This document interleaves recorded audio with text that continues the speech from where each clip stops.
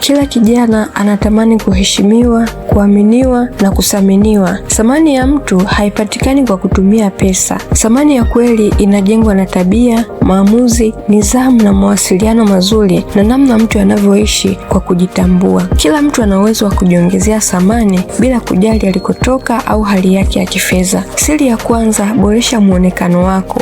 Muonekano ni jambo la kwanza ambalo watu wanaliona kabla haujazungumza. Kuboresha muonekano haimaanishi uvae nguo za gharama kubwa. Muonekano mzuri ni kuvaa nguo safi, nadhifu na zinazofaa. Mtu anayejali usafi wa mwili na mavazi huwa anaacha taswira nzuri kwa watu wanaokutana nao. Muonekano mzuri unaongeza kujiamini. Unapojisikia vizuri kuhusu muonekano wako, lazima utakuwa na nguvu ya kuzungumza kwa ujasiri na kufanya kazi kwa utulivu. Muonekano mzuri ni alama ya utambulisho wako binafsi. Jitahidi kila siku kuwa msafi na kuvaa mavazi yenye heshima. Siri ya pili, usiige maisha. Mojawapo ya makosa yanayowafanya vijana wengi wapoteze mwelekeo ni kuiga maisha ya watu wengine. Kuiga maisha kunaweza kukufanya uingie kwenye madeni, matumizi yasiyokuwa na lazima na kufanya maamuzi ambayo sio sahihi ili uonekane kama watu wengine, na mwisho wa siku utajikuta unapoteza muda, fedha na amani ya moyo. Badala ya kuiga, ni bora ujifunze na kuishi maisha yako halisi.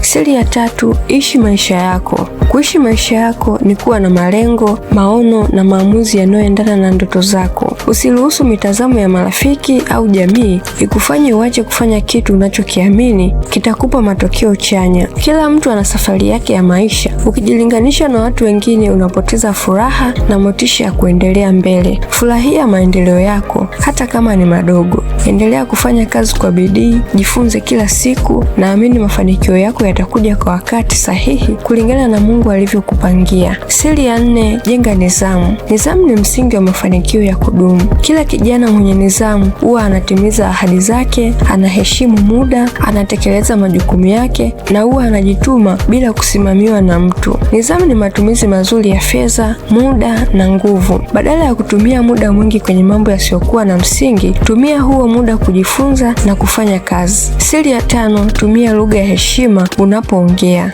Maneno unayoyazungumza yanaweza kujenga au kubomoa heshima yako. Unapozungumza, tumia lugha ya upole. Lugha nzuri huwa inajenga mahusiano mazuri. Watu wanapenda kuzungumza na mtu anayesikiliza na kujibu kwa utulivu. Heshima inazaa heshima. Unapowaheshimu watu wengine kwa maneno na matendo, wao pia watakuheshimu. Siri ya sita, jitambue. Kujitambua ni kuelewa wewe ni nani, uwezo wako, udhaifu wako na malengo yako. Mtu anayejitambua hafanyi maamuzi kwa kufuata hisia za watu, lazima atazingatia malengo yake. Unapojitambua, unakuwa na ujasiri wa kusema ndio au kusema hapana pale inapohitajika, na itakufanya uwe mtu mwenye msimamo na anayeheshimika kwa sababu watu wanaona unaelewa thamani yako. Siri ya saba, kuwa msikivu na mtii. Kijana anayejua kusikiliza huwa anajifunza haraka kuliko anayependa kuzungumza muda wote bila kusikiliza. Mtu mwenye utii huwa anajenga sifa nzuri na kupata nafasi nyingi kwa sababu anaaminika. Kuwa msikivu na mtii haimaanishi ukubali kila kitu bila kufikiria. Lazima usikilize kwanza, utafakari na kufanya maamuzi yenye hekima. Kuwa kijana anayethaminiwa ni matokeo ya maamuzi mazuri yanayofanywa kila siku.